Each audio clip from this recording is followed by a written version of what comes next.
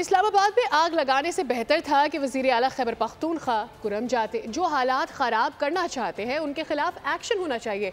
Governor Khyber Pakhtunkhwa Faisal करीम कुंडी की media से बातचीत, कहा वो खुद कुरम जाएंगे और मुशीरान के साथ बैठकर मसाइल का हल निकालेंगे। इतनी सरकारी वसाइल इस्तेमाल करके इतनी शहादत देकर हासिल वसूल किया हुआ कुछ भी, मैं समझता हूँ कि हर जमहूरी मुल्क में एक पुरअमन एहतजाज हर किसी का जमहूरी हक़ है। हाँ, उनके साथ बैठकर ये बात की जाए कि आप बिल्कुल एक इंतशार की पार्टी हैं, आपका माजी हमेशा इंतशार से भरा हुआ है और अगर वो गारंटी होती है तो पुरअमन एहतजाज करें।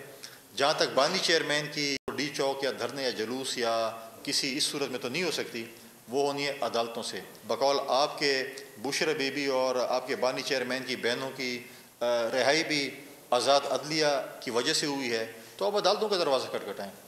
यहाँ पर अगर आप डी चौक और जलसे जुलूस करने से ये समझेंगे कि आपका बानी चेयरमैन रिहा हो जाएगा, तो ताहयात नहीं हो सकता इस जुलूसों से और डी चौक के जलसों से।